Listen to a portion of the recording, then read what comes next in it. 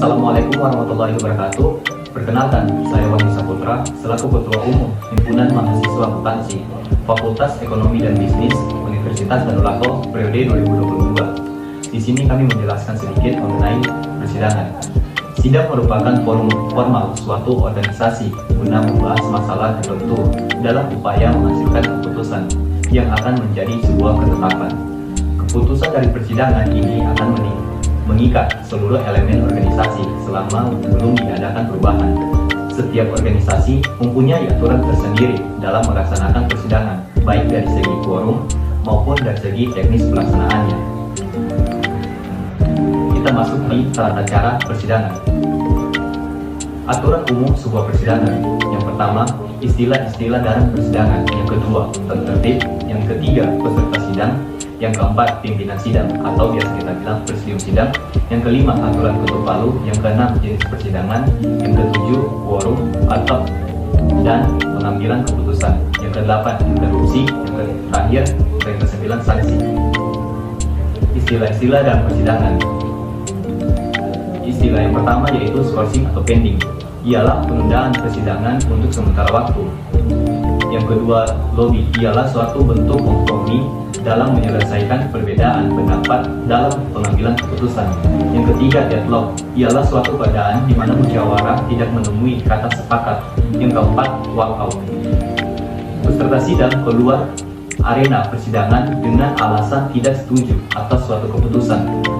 Selanjutnya, voting. Ialah pengambilan keputusan berdasarkan suara terbanyak. Yang terakhir, peninjauan kembali atau PK.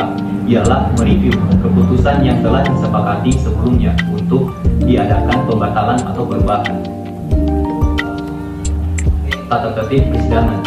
Tata tertib merupakan suatu aturan yang dibuat dan disepakati oleh peserta sidang dengan memperhatikan aturan umum organisasi serta nilai-nilai universal dalam masyarakat. Aturan ini akan menjadi pedoman bagi peserta dan pimpinan sidang dalam melaksanakan persidangan.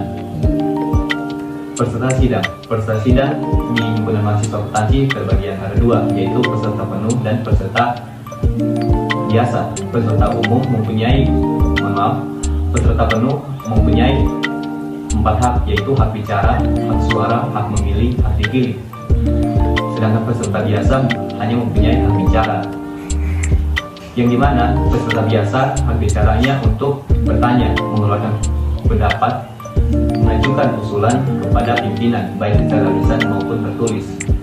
Saya sedikit menjelaskan mengenai hak-hak yang saya sempat sampaikan tadi.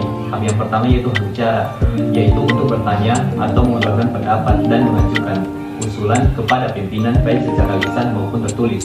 Yang kedua, hak suara. Hak suara adalah hak untuk ikut ambil bagian dalam pengambilan keputusan. Yang ketiga, hak memilih. Hak memilih adalah hak untuk menentukan pilihan dalam proses pemilihan. Terakhir, hak dipilih. Hak dipilih adalah hak untuk dipilih dalam proses pemilihan. Kewajiban peserta. Yang pertama, menaati tata tertib persidangan. Yang kedua, menjaga ketenangan dan harmonisasi persidangan. Pimpinan sidang atau presidium sidang. Presidium sidang dipilih dari dan oleh peserta melalui sidang pleno yang dipandu oleh panitia pengarah, atau biasa di MUBES itu dia dipilih setelah presidium sementara. Presidium sidang bertugas untuk memimpin dan mengatur jalannya persidangan seperti aturan yang disepakati peserta atau tata tertib. Peserta sidang mempunyai kuasa untuk memimpin dan menjalankan tata tertib persidangan. Tugas khusus dari presidium sidang yaitu presidium pertama atau ketua memimpin jalannya persidangan secara penuh. Presidium kedua atau anggota mencatat apa saja yang menjadi masukan atau usulan dari peserta sidang. Yang ketiga, presidium yang ketiga atau anggota menunjuk peserta yang melakukan interupsi sesuai dengan hierarkinya. Syarat-syarat presidium sidang. Yang pertama, mempunyai sifat leadership, bijaksana, dan bertanggung jawab. Yang kedua, memiliki pengetahuan yang cukup tentang persidangan. Yang ketiga, peka terhadap situasi dan cepat mengambil inisiatif dalam situasi kritis. Yang keempat, mampu mengontrol emosi sehingga tidak terpengaruh dengan kondisi persidangan. Sikap presidium sidang yaitu simpatik, menarik, tegas dan disiplin, sopan dan hormat dalam kata dan perbuatan, adil, bijaksana dan menghargai pendapat peserta. Aturan ketuk palu. Aturan ketuk palu atau satu kali ketukan yaitu mengesahkan keputusan atau kesepakatan peserta sidang poin per poin, keputusan sementara. Yang kedua, menerima dan menyerahkan pimpinan sidang. Yang ketiga, memberi peringatan kepada peserta sidang agar tidak gaduh. Selanjutnya, men-skors dan mencabut kembali skorsing sidang yang waktunya tidak terlalu lama, kurang dari 2 kali 45 menit, sehingga peserta sidang tidak perlu meninggalkan tempat sidang. Yang terakhir, mencabut kembali atau membatalkan ketukan terdahulu yang dianggap keliru, atau yang biasa dibilang PK ketukan. 2 ketukan, yaitu untuk men-skorsing atau mencabut skorsing dalam waktu yang cukup lama, biasanya 2 kali 45 menit, misalnya istirahat, lobbying, sholat, atau makan. 3 ketukan yaitu membuka atau menutup sidang atau secara resmi, mengesahkan keputusan final atau akhir sidang. Jenis-jenis persidangan itu ada 2, yaitu sidang pleno dan sidang paripurna. Sidang pleno sendiri merupakan sidang yang dihadiri oleh seluruh peserta sidang, termasuk ke dalam kategori. Sidang ini adalah sidang pendahuluan yang biasanya untuk menetapkan jadwal, tata tertib, dan pemilihan presidium sidang, serta sampai pada pengesahan laporan pertanggungjawaban pengurus organisasi. Sidang paripurna, sidang yang bersifat mengesahkan kembali hasil-hasil sidang yang sudah disepakati sebelumnya. Selanjutnya, quorum dan pengambilan keputusan. Itu terbagi ada 3, yaitu yang pertama, persidangan dinyatakan syah atau quorum apabila dihadiri sekurang-kurangnya setengah plus 1 dari peserta yang terdaftar pada panitia. Biasa juga ditentukan melalui konsensus. Yang kedua, setiap keputusan didasarkan atas musyawarah atau mufakat jika tidak berhasil dilakukan lobby.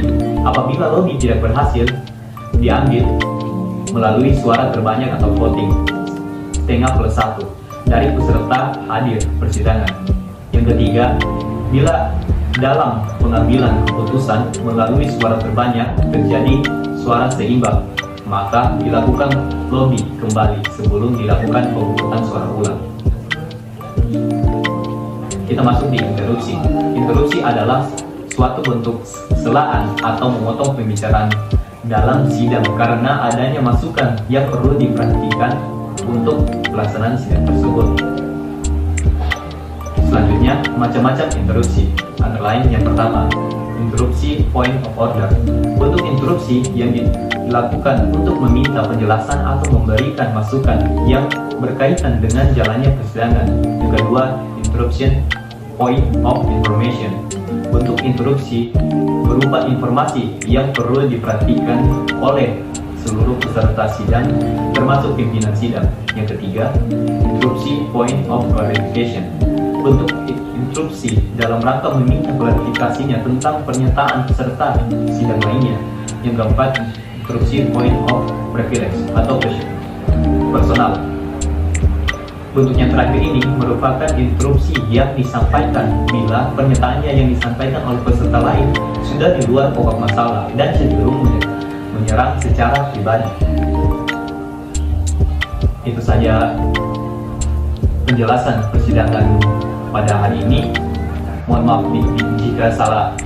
maaf jika ada salah kata.